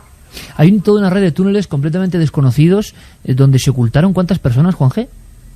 Exactamente, los túneles tienen algo más de 50 kilómetros y se hicieron para que se pudieran ocultar 16.000 personas durante 9 meses, durante todo un asedio que se estaba planificado por los nazis y ellos que pudieran estar allí, todas las tropas británicas. Y luego incluso un pequeño nido pequeño para que cupieran 3 personas en el caso de que Gibraltar se perdiese, que quedaran 3 personas completamente aisladas durante años en una pequeña habitación, con agua, comida y un sistema de radio. O sea, tuvo una serie de operaciones secretas que, bueno, que la verdad que conforman un episodio de la Segunda Guerra Mundial, que además este año entramos en un aniversario muy importante, en el 70 aniversario, si mal no recuerdo, y pues bueno, la verdad que una historia fascinante y un Gibraltar completamente oculto, bajo tierra, que la verdad que me ha dejado fascinado. Oye, Juan, que estamos escuchando historias, hemos tenido a José Ignacio, un médico que nos ha dejado la carne de gallina con historias rotundas, ¿no?, de presencias, apariciones. Ahora teníamos a Fernando contándonos cómo vagando por los pueblos abandonados de España de repente se encuentra con algo tan gráfico como la imagen de un niño en mitad de un pueblo abandonado mirándoles, y esa Dama de Gris, por lo menos haznos un retazo de qué es y por qué se está investigando y por qué en un lugar oficial. Hombre, lo primero, agradecer al gobierno de Gibraltar la amabilidad que ha tenido con nosotros. Hay que pensar que nos han abierto el Palacio del Gobernador, que es el delegado militar de la reina de Inglaterra aquí directamente en el lugar. Es uno de los edificios emblemáticos de este lugar que es Gibraltar, y hemos entrevistado ni más ni menos que a Yuri Williamson, que es el capitán del gobernador. Le hemos entrevistado en las principales salas del edificio, y lo increíble no es solamente Iker, que nos comenta que él estuvo presente en la última aparición de la Dama de Gris en el año 2007, aunque él no la vio. 2007 has dicho. 2007. El año 2007, sí. Una diplomática de la isla de Malta vio a la mujer de Gris durante una cena en el gran salón que tiene el gobernador de la isla del Peñón de Gibraltar. Lo curioso, y que no es solamente que Yuri Williamson, que es el capitán del gobernador, estaba presente en esa cena cuando esta mujer de repente comenta que ve a una dama de gris pasar por allí, y todos se quedan sorprendidos porque conocen la historia, sobre todo el gobernador, sino que además, siendo una entidad oficial como es el gobierno de Gibraltar, nos han dejado entrar dentro. Pero lo más curioso, y que es que en el folleto que tienen para los visitantes que visitan este gobierno, donde se quedan jefes de Estado de otras personalidades, pues la última página del folleto tiene en inglés la historia de la Dama de Gris. O sea, no solamente han abierto las puertas, sino que ellos abiertamente reconocen en el folleto del edificio de gobierno de Gibraltar que hay un fantasma que vive exactamente en la habitación 21 de este antiguo edificio. La vieja tradición británica, ¿no? Pero bueno, o sea, con una naturalidad total. Entonces aquí junto a Rubén García de la cadena SER y Tito Vallejo también de aquí de la ciudad de Gibraltar, pues claro, nuestra misión estos días ha sido buscar testimonios, aparte del de Yuri Williamson, que nos hablasen de esta señora de Gris. Entonces hoy, al fin, después de varios días de pesquisa, he podido hablar con Lourdes Ayala, que es una mujer que estuvo trabajando aquí 21 años y que fue testigo de la aparición hace ya bastante tiempo. Entonces, bueno, pues me ha comentado cómo ella, junto a 2 compañeras más, la vio pasar justo cuando estaba en la habitación 21. Me la describe, y la gente la podrá ver en Cuarto Milenio, me la describe como una mujer alta, esbelta, con un vestido, posiblemente dice como si le recordaba como una monja, y flotando sobre el suelo. Ella y flotando sobre el suelo, sin tocar el suelo. Flotando sobre el suelo. Sí, y aparte tampoco hacía el gesto de caminar con los pies, era simplemente como si levitase y se fuera desplazando por el pasillo. Las 3 testigos se iban corriendo después de esta aparición, y bueno, aparte de ese suceso, pues algunos hechos curiosos. Por ejemplo, esta señora tuvo que pasar aquí 9 noches en el Palacio del Gobernador porque su madre enfermó bastante, empezó a ponerse bastante mal. Y bueno, escucho uno de los testimonios más increíbles de mi vida, ¿no? Y es que me decía que esta señora, que estaba precisamente rozando la muerte, ese otro lado, de repente empezó a decirle en inglés, Lourdes, the ghost, el fantasma, y en ese momento dice que las luces empezaron a apagarse un poco, a bajar la tensión de las luces de la sala y luego a subir de repente. Entonces dice que aquella mujer, prácticamente entre delirios, no decía qué estaba viendo, simplemente the ghost en inglés. Realmente uno de los testimonios más sorprendentes que jamás en mi vida he podido recoger con una cámara.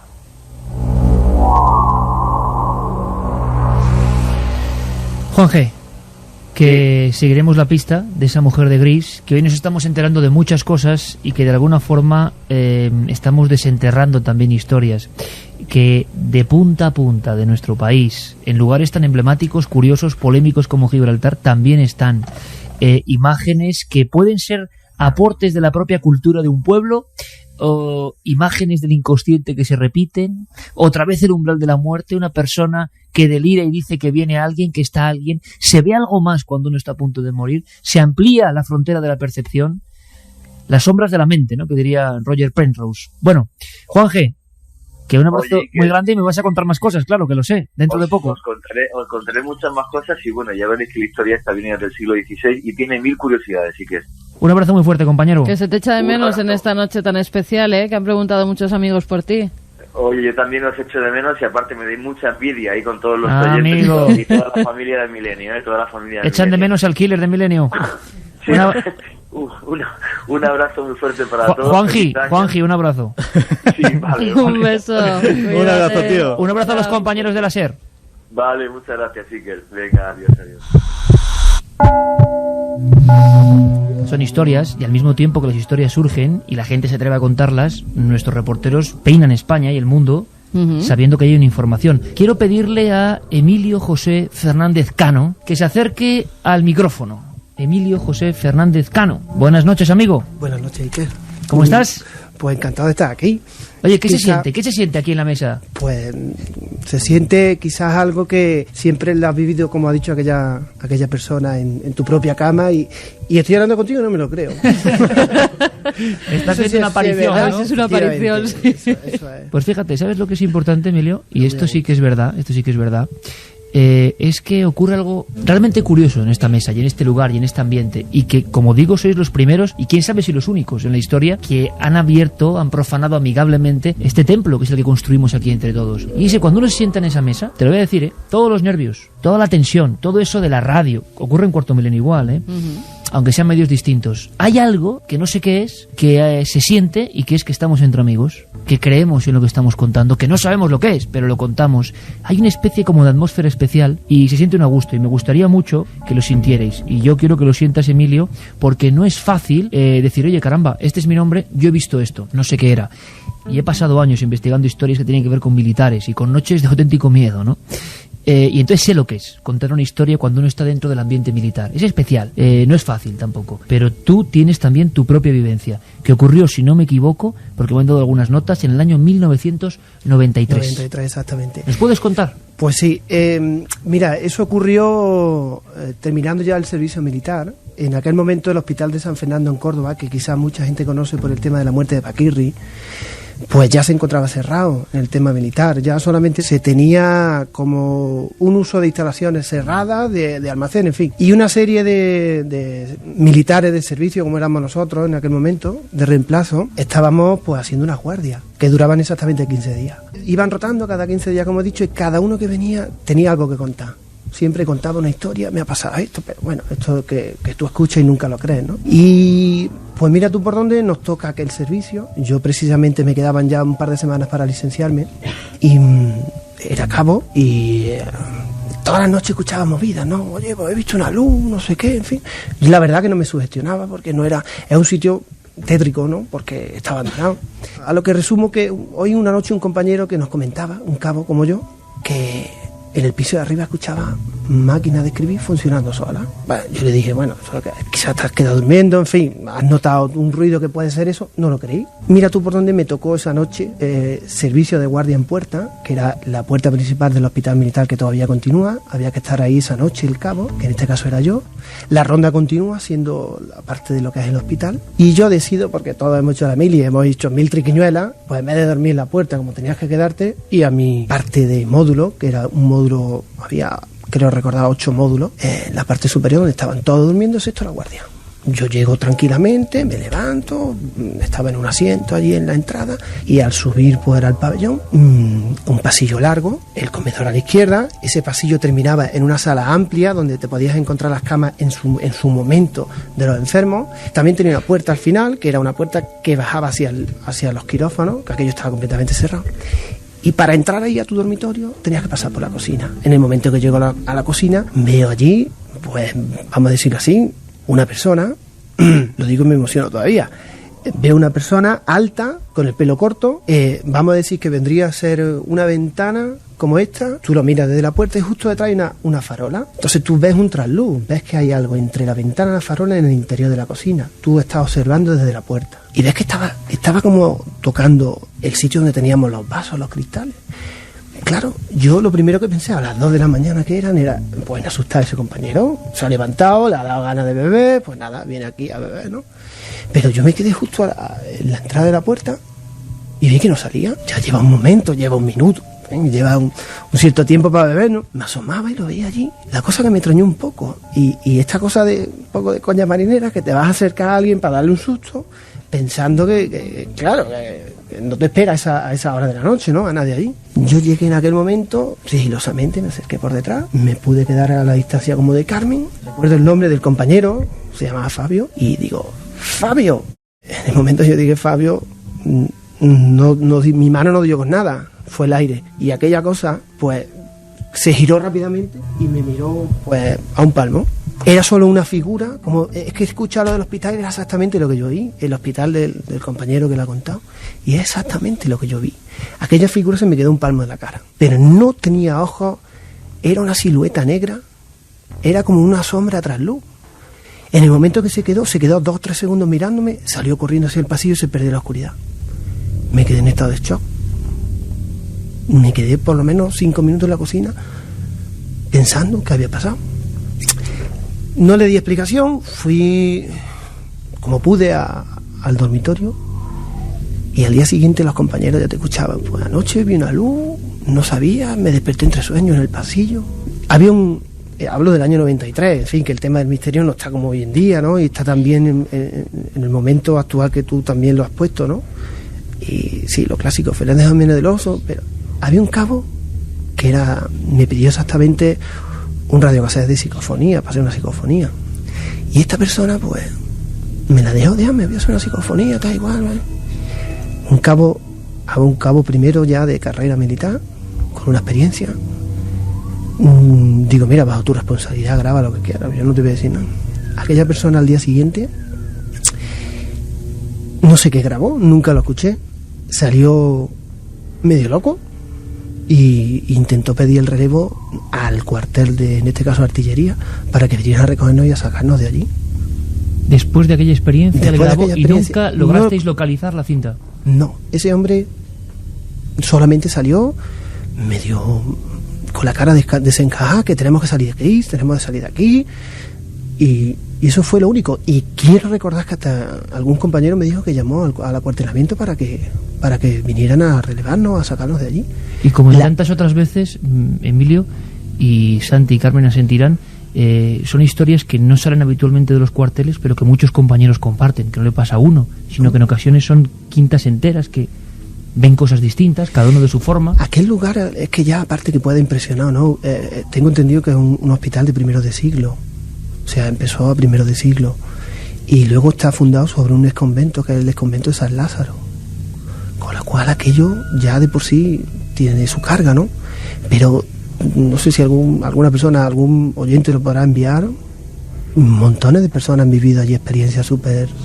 La mía quizás pueda resultar fuerte. Yo no puedo decir si fue una alucinación o... No lo sé. Sé que me ocurrió. Y sé que escucha lo de antes del hospital y digo, eso mismo lo he vivido yo. Y estaba con los pelos de punta. Y todavía me impresiona. Y nos impresiona lo que tú cuentas, Emilio. Gracias, amigo. Muy bien, a ustedes. Gracias. Encantado. Gracias por contarlo. No sé qué pensáis, Santi. Es increíble, porque es que son casos que habitualmente no nos llegan. Emilio me ha refrescado la memoria de una cosa, y es que curiosamente yo también hice la mili en un hospital, o buena parte del servicio militar. Siempre me sorprende, Santi. Hice Hay y también aspectos de tu vida que no conocemos. y también fui cabo. Escuadrón de Seguridad y Servicios en el destacamento de policía del Hospital del Aire, en la calle Arturo Soria de Madrid. Buen sitio. Y curiosamente allí, evidentemente no me ha pasado nada ni por asomo tan impresionante, pero pues una de las cosas que en larguísimas guardias y en larguísimos tiempos de servicio pues hacías era intentar confraternizar con la enfermería, que es una cosa bastante obvia, sobre todo siendo mucho más joven que era ahora. Y allí fue donde escuché mis primeras historias, efectivamente, de alarmas que sonaban solas en habitaciones que acababan de ser desocupadas, y de ser desocupadas porque el paciente había fallecido. Y una chica, una enfermera con la que trabé especial amistad, me comentaba que en su planta había una señora, otra enfermera, ya mayor, que estaba a punto de jubilarse, y que ella le contaba que ella los veía. Decía, yo cuando era joven me asustaba, pero ahora los veo por los pasillos y los sonrío y hasta los saludo. Y fíjate que esa historia me la ha refrescado Emilio, porque la tenía enterradísima en mi historia personal, y hasta ahora yo creo que no había vuelto a pensar en ella nunca. Esta noche pasan cosas. Yo estoy recordando ahora a una mujer psiquiatra, me ha venido a la mente, de Sevilla, casada con un importantísimo y ya desaparecido amigo, un médico que, por cierto, investigó mucho la historia que tiene que ver con todo esto, con ese tipo de experiencias, no sabemos en qué umbral y si las conoceremos en alguna ocasión, pero yo recuerdo una escena que es que esta mujer, muy seria, psiquiatra, psicólogo infantil, imagínate lo que es estar dando una clase a unos niños, imaginaos lo que es estar dando una clase a unos niños, y que de repente tú veas que en esa clase están los niños pequeños o hablando con ellos, y ves otro niño, por ejemplo, que no está en esa clase, ¿no? Que no tenía Identificas al final de la clase a un niño quieto, con el pelo cortado a tazón, una imagen como un poco de los años 70, anacrónica respecto al resto de los niños, y que está sonriendo al final de la clase, y que tal el miedo, la impresión, el impacto, que no te atreves ni a hablar a los niños, ¿no?, de lo que estás viendo, y esa imagen poco a poco se va borrando. ¿Qué es eso? Hace poco, Iker, si no recuerdas, además era un día que en Madrid era complicado porque habían cerrado varias calles, cogemos un taxi y empezamos a hablar porque nos tuvo que dar una vuelta tremenda hasta llegar a casa, y precisamente nos comentaba algo que había pasado también en un cuartel. Él hacía la mili yo creo que era en paracaidistas, Sí, ¿te acuerdas? sí. Y nos decía que en ese cuartel también ocurrieron cosas muy extrañas, que se oían ruidos, que aparecían las taquillas de repente abiertas y que se iban abriendo una tras otra, generando un pánico general dentro de ese mismo cuartel. O sea que estas cosas simplemente basta con que rasquemos un poquito y a lo mejor no salen del ámbito cuando ocurren, pero en cuanto se licencian, dejan de hacer la mili, empiezan a surgir este tipo de historias donde la gente lo ha pasado bastante mal. Fermín, vamos a localizarme ahora entre este grupo de amigos a Susana de la Cruz Montero, porque nos va a contar una historia. Susana, ¿dónde estás? Ahí detrás. Tengo que hacer yo hoy malabares para veros. Ponme un poco la hoguera, Geray, a ver si me recuperas un poco la hoguera, porque de toda esta historia, toda esta sensación de esta noche, por lo menos de estas primeras 2 horas, empezaba con este sonido, ¿no? Porque en este sonido de invierno, de los troncos crepitando, el fuego que hipnótico es, ¿eh? ¿Tú te has dado cuenta, Carmen, que por ejemplo escribir, o cuando estamos en casa haciendo alguna cosa, poner una vela? Mira, nos faltaba solo hoy, para la siguiente, si es que existe alguna vez, hay que poner alguna vela, que no es nada esotérico, pero es que el fuego genera una sensación, unas figuras, que no es lo mismo que la luz eléctrica. Bueno, pues estábamos todos hipnotizados delante de ese fuego. Si el fuego tiene algo. Esas figuras tan extrañas, solos en un salón inmenso, con la chimenea esa gigantesca del Parador de Sigüenza. Tiene y algo el fuego. Todos mirando el fuego, sí. Y por eso la gente se rodea o se pone a contar cosas más íntimas alrededor del fuego. Pues con el fuego imaginario, que puede ser tan poderoso como el fuego físico, vamos a retroceder a la infancia casi, porque las historias extrañas no ocurren solo pues cuando uno quiere que ocurra, no está interesado por ellas, o de repente el lado del chipi quiere investigar, no, a veces son muy esquivas, y las historias igual aparecen en momentos donde nuestra mentalidad todavía no está formada completamente, y dudamos si es un sueño, si es una aparición, o qué es. Pero muchos de niños hemos tenido historias que permanecen, como decía Santi, a veces enterradas en algún lugar de la memoria por algo, y en el momento menos indicado o más indicado surgen. Le pasó algo a Susana con 13 años en una acampada, y me gustaría que nos lo contase. Susana, buenas noches. A ver, ¿te escuchamos bien?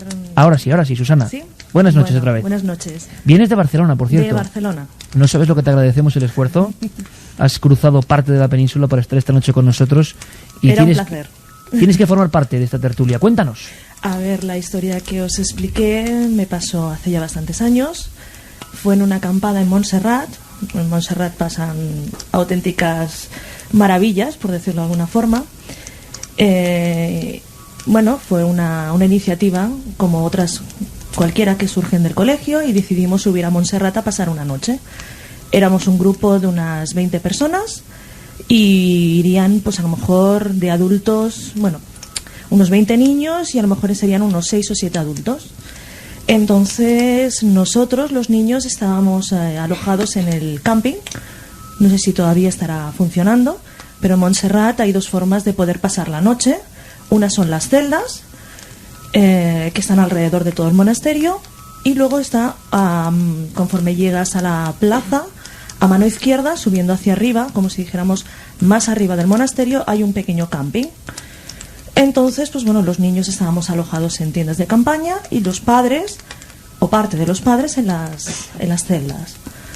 Bueno, nosotros pues bueno, hicimos lo típico que haríamos con los niños, jugando en el parque, bueno, en la plaza, y bueno, cuando llegó la hora pues nos fuimos a dormir. La gente no estaba tranquila, puede ser su gestión, puede ser el monasterio a altas horas de la mañana, no lo sé, pero nadie que estábamos en total, la gente que estábamos allí, nadie estaba tranquilo. Nos dormimos y bueno, empezamos a oír como si fueran golpes de viento alrededor de las tiendas, como si alguien estuviera jugando a tirar chinitas.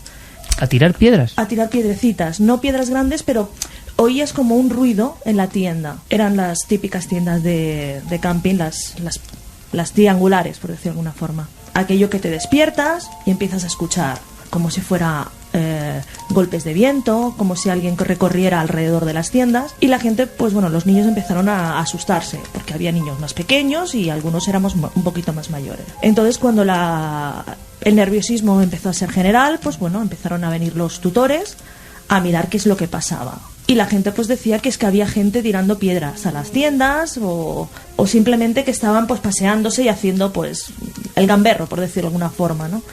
Entonces, pues bueno, uno de los monitores se decide a dar una vuelta por el camping a ver si ve a alguien.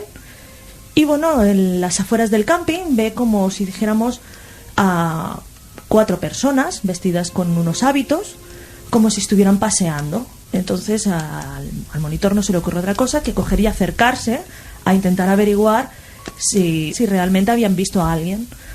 Entonces, cuando consigue acercarse, pues a lo mejor a unos 2 o 3 metros de ellos, se alejan de lo que es el pasillo, o por decir el camino, y se acercan directamente a lo que es el bosque y desaparecen. Él dijo que simplemente no había visto a nadie, ni nada de nada, para no decir nada, pero luego esta historia se la contó a los padres, ¿no? Claro, para no asustar en aquel momento, en aquella noche, claro, a los solo niños. faltaba decir que había visto 4 figuras que habían desaparecido. Sí. Y lo supieron los padres. Exacto. Yo con el tiempo pues escuché a otros familiares contar esta historia y lo que describían es que eran 4 monjes, pero no se le veían los pies.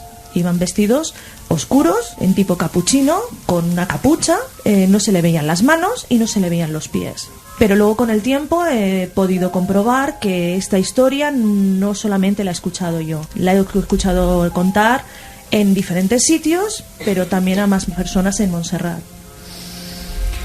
Y Susana, luego gracias. quería hacer una, sí, dime. una de esto. Antes has comentado si alguna vez hemos sentido completamente rechazo al entrar en un sitio. ¿Sí? En Barcelona hay un hospital muy antiguo, que es el Hospital de San Pablo, y ahí realmente la energía que hay es bastante perturbadora, muy perturbadora. Es un sitio que a lo mejor os interesaría visitar. Gracias por ambas cosas. Primero por la historia, segundo por la recomendación. Y además te vas a llevar una sorpresa con eso de la figura del monje sin pies. Ya lo verás esta noche. Piedrecitas. De acuerdo. Y con las piedrecitas. Gracias, Susana. Muchas gracias. Gracias. A vosotros. José Óscar, buenas noches. Hola, buenas noches. Esta foto es una de tantos miles de fotos que le llegan a Carmen.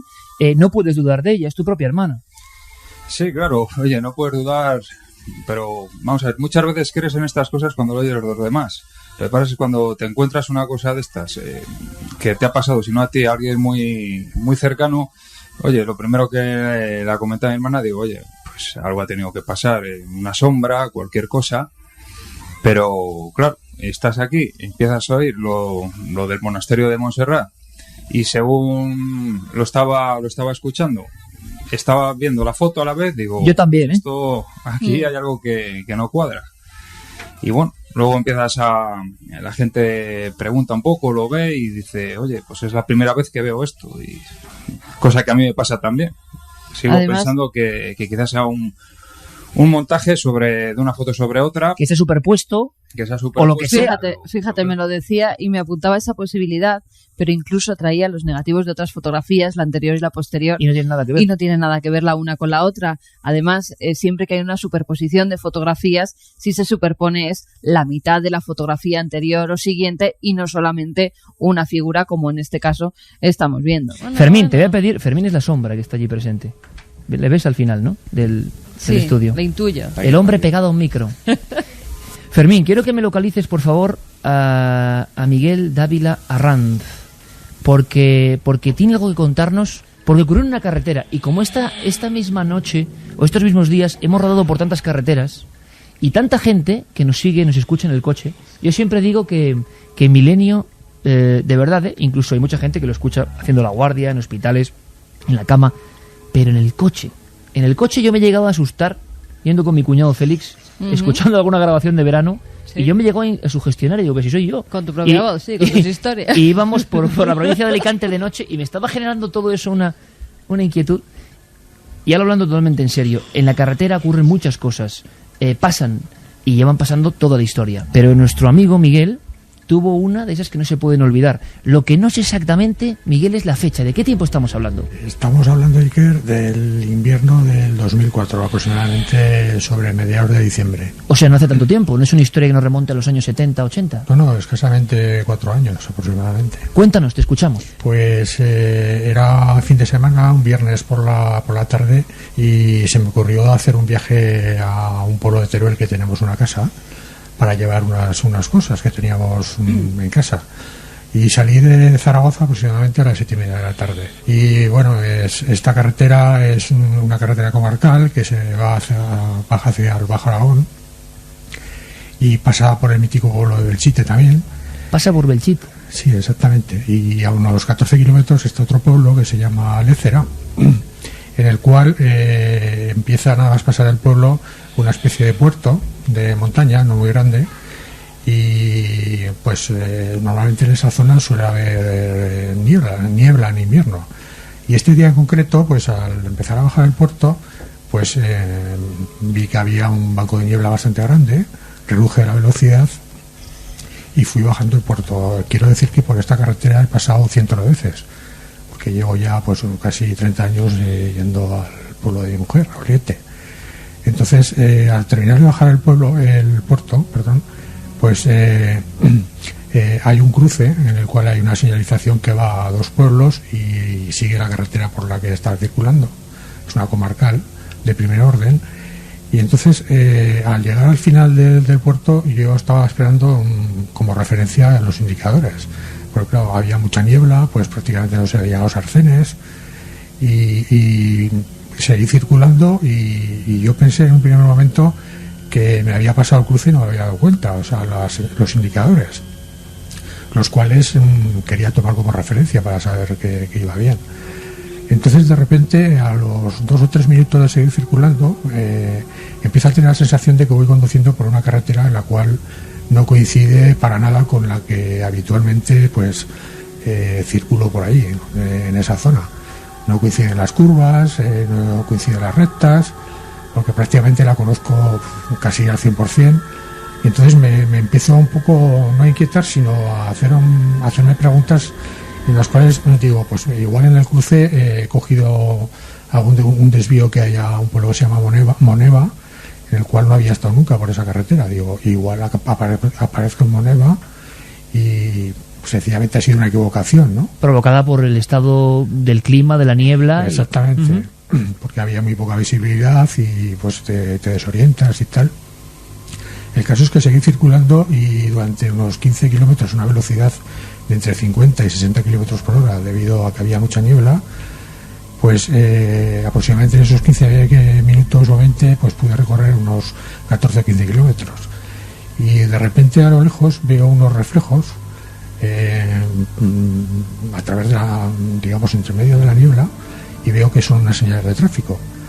Y cuando llego allí, justo paro el coche en el arcén, con mucho cuidado por si venía un vehículo detrás, para ver, digamos, detenidamente qué indicadores y en dónde me encontraba. Y al ver los indicadores me quedé muy sorprendido, porque resulta que eran los indicadores que tenía que haber pasado hacía 15 o 20 minutos, los cuales, digamos, no había visto en su momento, pero después de haber circulado pues unos 20 minutos aproximadamente, pues haber hecho unos 15 o 16 kilómetros, resulta que vuelvo al punto de partida donde, digamos, que perdí la referencia de la carretera. O sea, volviste al principio de nuevo sin ser consciente y sin conocer el territorio que era perfectamente conocido para ti. Exactamente, era una carretera que conocía al 100%, y a partir de terminar de bajar la cuesta es cuando empiezo a pensar que me he metido por alguna otra carretera, porque estaba seguro de que la carretera por la cual estaba circulando no era la... ¿Qué sentiste en ese momento, Miguel? Pues ¿paraste el coche? ¿Te bajaste? Paré el coche, me bajé y miré los indicadores, y la verdad es que me quedé frío, porque hacía mucho frío aquel día, pero digamos era un frío, digamos, que era por dentro, ¿no? O sea, era una sensación como... Estaba como diciendo, pero ¿qué ha pasado? O sea, ¿cómo he podido volver, digamos, a un punto en el cual había pasado hace 15 o 20 minutos? Entonces empecé pues a intentar a rebobinar un poco lo que me había pasado, y pues vi que no había cometido nada raro, ni me había metido por una carretera diferente. ¿La hora, Miguel? ¿Había habido alguna variación? ¿No veías grandes anomalías en el cuentakilómetros? ¿Todo estaba más o menos correcto, solo que por la misma carretera estabas al principio y no habías girado en ningún momento? No, en ningún momento. O sea, había circulado por una carretera que sí que veía que... estaba seguro que no era la carretera habitual, porque las curvas no coincidían, la señalización era más o menos pues muy parecida a la carretera por la que circulaba siempre, que pienso que sería una carretera comarcal de primer orden o segundo orden, pero las curvas para nada coincidían. Y eso sí, vi que en algunas zonas había unos bancos de niebla que se movían a mucha velocidad, o sea, pasaban de lado a lado de la carretera, Y eso la verdad es que me intrigaba bastante, me tenía un poco preocupado. Nunca has resuelto esa historia, ¿no? No te has podido explicar qué pasó en ese tiempo. Nunca, pero he tenido noticias de que ha habido algún caso similar al mío, digamos en esa zona de influencia de Belchite. Ha habido algún caso bastante parecido al mío, digamos, de perderse un poco en el tiempo y tener... Conocemos alguna historia en las inmediaciones, sí. Sí. Miguel Dávila, muchas gracias por el testimonio tan sincero, tan rotundo, y quiero mandarle un beso y un abrazo muy fuerte a una artista llamada Clara, ¿verdad? Sí, tu hija, exactamente, mi hija. Que me ha hecho un cuadro maravilloso. Vale, muchas gracias. Un beso para Clara. Yo también le quiero dar las gracias, fíjate, lo que me ha mandado. Maravilloso. Algo especial, ¿no? De una persona especial. Claro que sí. O sea, gracias, que muchísimas Miguel. gracias, Clara. Gracias, de verdad. Gracias a vosotros. Oye, más cosas, es que es increíble, siguen pasando cosas, el eterno caso histórico extraño, y que muchos, a veces, Santi, hemos dicho, bueno, son leyendas, historias, malinterpretaciones, pero luego resulta que hay gente que les ha pasado, y tiene que ser un poco difícil, ¿no? Alguien que conoce el terreno y no te lo puedes explicar. Será un error, casi es mejor pensar que es un error, que pudo pasar cualquier error, porque si no, ¿qué puedes pensar? Casi es mejor, pero efectivamente en las carreteras suceden cosas muy raras. Y fíjate que hoy me vienen cosas a la memoria con tantos amigos y no tiene mucho que ver con el misterio, pero sí tiene que ver con una cosa que te tengo que confesar hoy. Hace muchos años estábamos en la revista Enigmas y yo era jefe de redacción y me llegó un reportaje tuyo sobre encuentros en la carretera. Un reportaje en el que leí un párrafo que era narrado en primera persona, que estabas en el coche, llovía, y yo después de leer ese párrafo fue la primera vez que dije, este tío es muy grande. Fue ahí donde me di cuenta. Eso es por lo de antes, ¿eh? Eso es por lo de que ha salido. Es grande Santiago Camacho, ¿eh? O sea, sale el más popular, sale el más querido, y claro, me tiene que hacer decir algo. Sí, porque después de tantos años que te lo diga ahora, qué no cuela, Santi, no cuela. Qué grande eres. Yo sí me acuerdo de ese reportaje, sí señor, sí señor. También. Y eran historias como la de Miguel y otros, y algún susto que me he llevado. Mira, yo uno de los sustos más... Podríamos hacer 15 programas como este seguidos, la verdad. Uno de los sustos más grandes es cuando me pasó algo parecido a ti. Seguramente lo mío, bueno, seguro que fue un error, pero ese error me devolvió a un sitio llamado Saucedilla, en Cáceres. Yo estaba solo, ¿tú te acuerdas que te llamé, no? Sí, desde una cabina. sí. Entonces yo estaba solo, lo cuento rapidísimo, que hay más gente que quiere hablar y tiene que hablar, pero yo estaba siguiendo la historia con el buen amigo Gonzalo Pérez Arró, una historia ocurrida hace mucho tiempo, que investigó JJ Benítez. Bueno, la figura ensotanada, lo que hemos escuchado de Montserrat, lo que hemos visto en la foto, lo que nos ha contado nuestro amigo Emilio, en fin, la figura extraña, ensotanada, pero que en esta ocasión atemoriza a un pueblo entero. Y yo os juro ahora mismo que si recuerdo eso es que se me pone la carne de gallina, y puede creerlo quien quiere y quien no, y me da igual. Yo estaba investigando en aquel viejo Volvo que tenía, ¿te acuerdas? Uh-huh. Y yo iba y digo, estoy muy impresionado porque he entrevistado, he puesto el micrófono a gente que ha visto esto y que no me está mintiendo. Y yo digo, entonces si esto es así, pudo estar en el año 84, puede estar ahora. ¿Qué veían los niños? Veían un monje, pero una de las mujeres, María del Mar Mariscal, me acordaré toda la vida, es que baja, y su padre baja con un cuchillo, porque ven a la figura, mirándoles de frente, ven la cara blanca, como con una cicatriz, dijeron, era alguien físico, pero flotaba y estaba dentro de la verja de su casa, dentro. Y el padre, con el susto, baja con el cuchillo, aquella figura se esfuma. Y los niños durante unos días ven esa figura, y más gente. Y entonces yo estoy investigando 10 años después. Y claro, cuando uno lleva cuando éramos en Enigmas, tú acuérdate, y vas con tu grabadora, con tu cuaderno, y a lo que salga. Y llevas varios días hablando con gente que te está diciendo eso, y como está pasando hoy, ¿no? Se forma esa especie de espiral del miedo también, ¿no? Y yo recuerdo que me voy de Saucedilla muy impresionado y me pierdo. Había niebla. Pero cuando vuelvo mucho tiempo después, enciendo los focos, había pasado como media hora o más, enciendo las largas y estoy ante el cartel de Saucedilla, en el punto exacto donde apareció la figura, otra vez. Y con la sensación de querer irme y alejarme de ese lugar, pero muy rápido, y había vuelto otra vez. El pánico que recuerdo, girando el coche, y yo veía el cartel de Saucedilla, que os juro, amigos, que en ese momento dije, es que va a aparecer algo. O sea, es que está pasando todo para que yo vea algo y me lleve un susto de muerte aquí, de verdad. Seguramente fue un error, pero a veces en la carretera todo se deforma, todo se se convierte en otra cosa, eso está claro. Oye, tengo más amigos más, quiero que por lo menos dejen su voz, ¿no? Alejandro Moreno Sánchez, creo que está por ahí. Fermín, Alejandro, un amigo muy joven y que nos lo puede contar incluso, y ya veremos si podemos investigar esa historia. ¿Sabes por qué? Porque Alejandro representa la imagen de que sigue habiendo sitios y sitios por investigar. Alejandro, ¿cuál es el sitio?